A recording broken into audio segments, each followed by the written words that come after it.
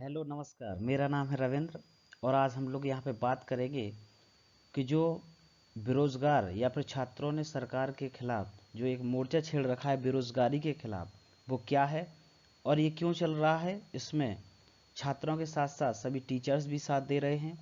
तो यहाँ पे हम इसको थोड़ा समझेंगे क्या है।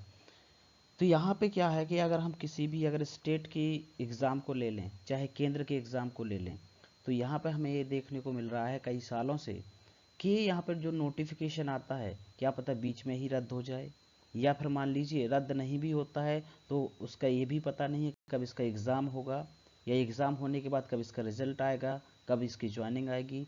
यानी कि एक प्रोसेस इतना लंबा है कि एग्ज़ाम को कंडक्ट कराने में राज्य की सरकारें और केंद्र की सरकारें 3-3 4-4 साल भी ले लेती हैं। तो इसके खिलाफ यहाँ पे सभी छात्रों ने मिलकर और टीचरों ने मिलकर सरकार से मांग कर रहे हैं कि हमको एक स्मूथ प्रोसेस दें, जिससे हमको पता हो कि कब यहाँ पर नोटिफिकेशन आएगा, कब इसका एग्ज़ाम होगा, कब रिजल्ट आएगा और कब ज्वाइनिंग आएगी। तो यहाँ पे इसकी शुरुआत अगर हम एक उदाहरण के माध्यम से समझें, जो कि है एसएससी। तो इसमें क्या है कि स्टाफ सिलेक्शन कमीशन होता है, लेकिन हमने यहाँ पे नाम दे रखा है इसको स्लो सर्विस कमीशन। ये इतना स्लो है कि आप उदाहरण के से समझिए कि मई 2018 में सीजीएल यानी कंबाइंड ग्रेजुएट लेवल का फॉर्म आता है, और आज यानी कि 2021 में इसका फाइनल रिजल्ट नहीं आया अभी तक। और फाइनल रिजल्ट आएगा, इसके बाद ज्वाइनिंग होगी, कब होगी ये किसी को नहीं पता। और हाल ही में सीजीएल 19 का यहाँ पर मेंस का रिजल्ट डिक्लेयर किया गया, जिसमें स्टूडेंट्स को ये भी नहीं बताया गया कि उनके मार्क्स कितने हैं। बस यहाँ पे लिस्ट जारी कर दी गई जो यहाँ पर पास किया है एग्ज़ाम को। तो स्टूडेंट्स या छात्र जो हैं ये भी पता नहीं लगा पा रहे कि उनका जो सिलेक्शन होगा या नहीं होगा। यानी मार्क्स जारी हो जाते तो वो एक अंदाज़ा लगा सकते थे कि पिछले साल की कट ऑफ के मुकाबले उनके कितने मार्क्स हैं और वो यहाँ पर लिस्ट में आ सकते हैं या नहीं आ सकते। और यहाँ पर 2018 में देखिए अभी कुछ नहीं हुआ, 2019 में कुछ नहीं हुआ और 2020 का फॉर्म निकाल दिया। अगर हम रेलवे एनटीपीसी की बात करें और ग्रुप डी की बात करें, तो यहाँ पर आपको भी पता होगा कि कई महीनों एग्ज़ाम चल रहा है, कई शिफ्ट में एग्ज़ाम होना है। तो आप समझिए इस तरह का इसका बैलेंस कैसे होगा। कोई शिफ्ट हार्ड आ रही है, कोई शिफ्ट नॉर्मल आ रही है, कोई शिफ्ट इजी आ रही है। तो यहाँ पे इतनी सारी जो शिफ्ट होगी, यहाँ पे नॉर्मलाइजेशन का फॉर्मूला किस तरीके से अप्लाई होगा ये कहना बहुत मुश्किल है।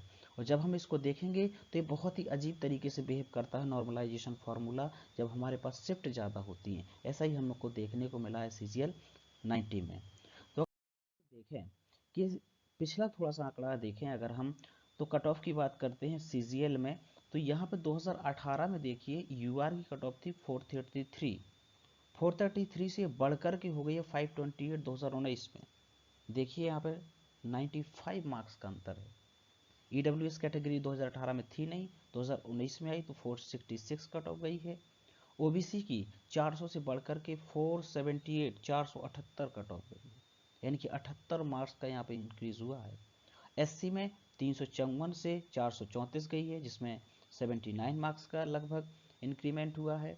और एसटी में अगर हम बात करें तो 327 थी, जो कि बढ़कर के हो गई 405, यानी कि यहाँ पर भी 78 मार्क्स का कट ऑफ में बढ़ोतरी आई है। यानी कि आप सीधे सीधे यहाँ पर देख सकते हैं कि जो 2018 में जो लेवल था 2019 में कहें कि पेपर का लेवल गिरा दिया गया, या फिर इस तरीके से कहें कि कंपटीशन बहुत ज़्यादा बढ़ गया।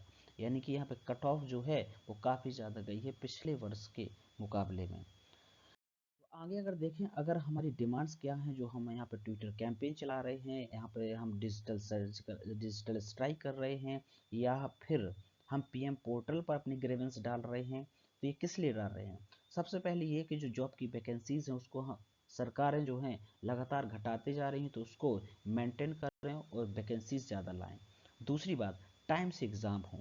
तीसरी बात, अगर एग्ज़ाम होते हैं तो फिर इसका रिजल्ट भी टाइम से दिया जाए, और अगर रिजल्ट टाइम से दिया जाए तो ज्वाइनिंग भी टाइम से दी जाए। और यहाँ पे किसी भी प्रकार की रिक्रूटमेंट में यानी कि भर्ती में कोई प्रकार की धांधली ना हो। यहाँ पे एक रिफॉर्म लाया जाए प्रोसेस से लेकर के, ये जो प्रक्रिया हो साफ तरीके से हो। अगली बात यह है कि किसी भी एग्ज़ाम में एक वेटिंग लिस्ट होनी चाहिए।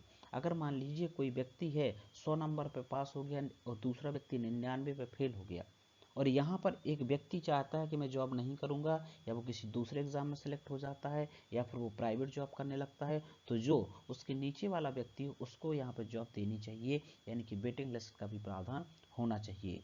और यहाँ पे 2019 में जो 18 नवंबर के छात्र थे, स्टूडेंट थे, उन लोगों की मांग है कि यहाँ पर 18 नवंबर की शिफ्ट का एग्ज़ाम भी दोबारा होना चाहिए। इतनी हमारी मोटी मोटी यहाँ पे डिमांड है। और अगर हम अनएम्प्लॉयमेंट रेट देखें इंडिया में, तो देखिए अभी जो वर्तमान में इस तरीके से चल रहा है, यह हमने आंकड़े हैं कुछ, यहाँ पे आप देख सकते हैं। ये वर्ल्ड एम्प्लॉयमेंट सोशल आउटलुक की रिपोर्ट है 2018 की, उसके अकॉर्डिंग ये सारा। अगर हम इसकी सॉल्यूशंस की बात करें तो हमने अभी तक दो ट्विटर कैंपेन चला चुके हैं। एक 23 तारीख को जिसमें कहा गया था कि CGL 19 के मार्क्स रिलीज कीजिए, जिसमें सरकार ने ना ही कोई रिस्पॉन्स दिया, ना ही SSC ने कोई नोटिफिकेशन जारी किया। और इसके बाद हमने 2 दिन बाद चलाया 25 फरवरी को मोदी रोजगार दो। जैसा कि आप जानते हैं, ये जो मोदी रोजगार दो के साथ साथ एक और हैशटैग चलाया था मोदी जॉब दो, जो कि वर्ल्ड ट्रेंड पर भी आया। तब भी सरकार ने यहाँ पर कोई भी रिस्पॉन्स नहीं दिया, लेकिन हमें हार नहीं माननी।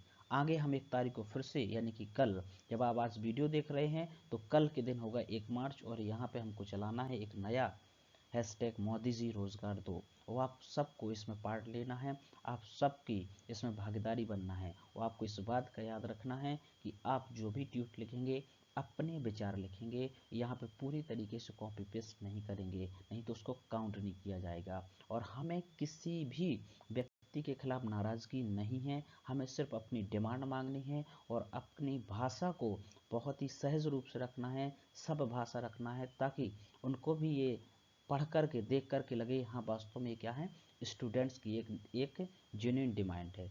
और अगर आप मुझे फॉलो करना चाहते हैं तो ये मेरा ट्विटर हैंडल है, आप यहाँ पे फॉलो करेंगे, कर दीजिए, तो हम आपको यहाँ पे बैक कर देंगे फॉलो।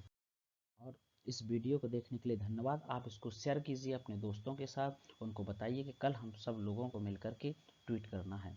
Thank you.